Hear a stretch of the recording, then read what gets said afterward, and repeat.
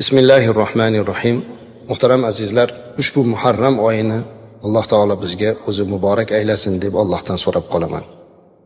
Albatta yangi hijriy sana Muharram oyi bilan boshlanadi. Muharram oyi esa fazilatli oylardan hisoblanadi.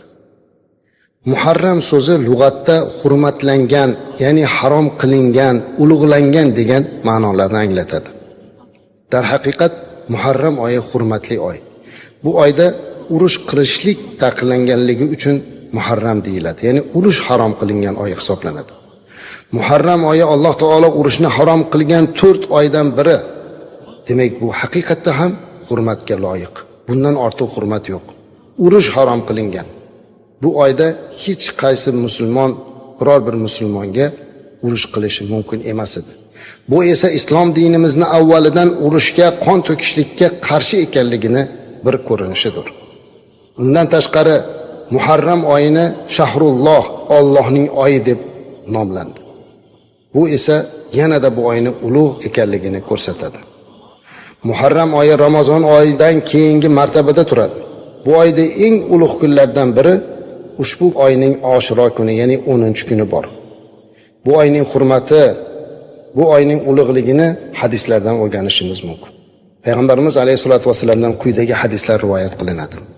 An Abi Hurayra radhiyallohu anhu anin nabiy sallallohu alayhi vasallam qol: Afdalus siyami ba'da Ramazon shahrullohil muharram va afdalus salati ba'da al-farida salatul layl. Ravahul khamsa illa al-Bukhari.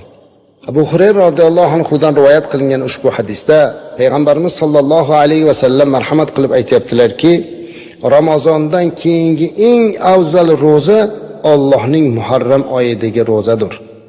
Farz namozdan keyingi eng afzal namoz tungi namozdir dedilar.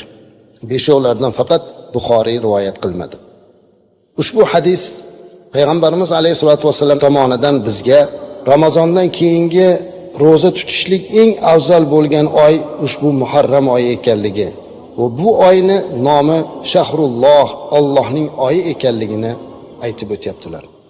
Demak, bu oyda azizlar roza tutishlik, bu oyni ulug' ekanligini Payg'ambarimiz alayhisolatu vasallam bizga o'rgatib o'tdilar.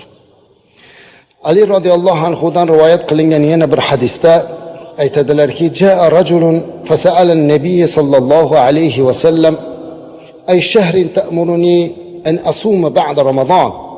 Qala in kunta sa'iman ba'da Ramazon fasum al-Muharram fa innahu shahrulloh fihi yawmun taba fihi ala qaumin wa yatubu fihi ala qaumin akharin. Rawahu at-Tirmizi wa hasanahu. Ali radhiyallohu anhu rivoyat qilgan ushbu hadisda aytibdilarki, bir kishi Payg'ambarimiz alayhisalomning oldilariga kelib, Ramazondan keyin qaysi oy ro'zasini tutishimni menga buyurisiz deb so'radilar.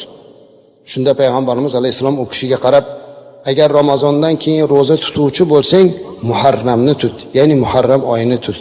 Chunki u Allohning oyidir. Unda Alloh bir qavmni tavbasini qabul qilgandir va boshqa qavmlarning ham tavbasini qabul qiladi dedilar. Ushbu hadis bizga ta'lim berib turibdiki, azizlar, mana bu oyda demak Ramazondan keyingi roza tutishlikka afzal ekanligini ko'rsatyapti. Chunki bu oyda bir qavmning duosini qabul qildi, ya'ni Bani Isroilning duosini qabul qildi. O'sha qavmning duolarini qabul qilganligi to'g'risida boshqa hadislarda ham yana rivoyatlar keladi. Demak, boshqalarning ham tavbasini qabul qiladigan oydir.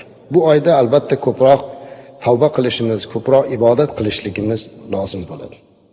Albatta bu Muharram oyini azizlar biz nafl ro'zalar bilan o'tkazmoqligimiz, ayniqsa uning 10-kunini e'tibor bilan o'tkazishligimiz ta'kidlanadi. Inshaalloh 10-kunini fazilatlarini ham gapirib o'tamiz.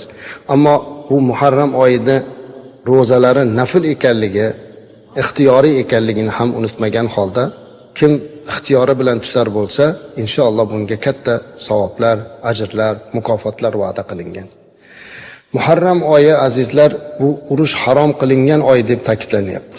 Shunaqa bo'lganki, bir paytlar bu johiliyatdan avval ham shunday bo'lgan. Muharram oylarida hatto otasini qotilini ko'rgan odam ham unga hech narsa qilmay o'tib ketgan. Islom dini kirgandan keyin esa Qur'oni Karimda Alloh taolo bu oyni hurum ekanligini, ya'ni urush harom qilinganligini aytdi. Umid qilamizki, bugun butun dunyoda bir-biriga qurol o'qtarib turgan musulmonlar ushbu hadisni yodlariga olsa-yu, hech bo'lmasa mana shu oyda urushni to'xtatib, balkim tavba tazarruga o'tib, bir-biriga mehr oqibat qilishlikka o'tadigan bo'lsa, inshaalloh mana shu sababidan dunyodagi barcha urushlarni Alloh to'xtatadi. Biz yashayotgan hududlar, bizning go'zal vatanimiz alhamdulillah tinch vatan. Bizda urush yo'q azizlar. Demak, bu oyda biz endi o'zaro bir-birimiz bilan arazlashishligimizni to'xtatishimiz, qavm qarindosh orasidagi mehr oqibatni kuchaytirishimiz kerak. Zero biz bir-birimiz bilan urushmayotgan bo'lsak-da, ammo arazlashib yurgan, bir-biri bilan gaplashmayotgan, bir-biriga yaxshilik qilmayotgan qancha insonlar bor. Modomiki bu oy mana shunday muborak bir oy ekan azizlar, keling bu oyda bir-birimizni kechira bilaylik. Bir-birimizga yaxshilik qilaylik, ezgulik qilaylik. Inshaalloh mana shu oyning fazlidan hammamizga nasib qiladi. Alloh Muharram oyini barchamizga muborak aylasin. Ayniqsa bu oyning 10-kunida e'tibor bilan o'tkazmoqligimizni muvaffaq aylasin. Assalomu alaykum va rahmatullohi va barakatuh.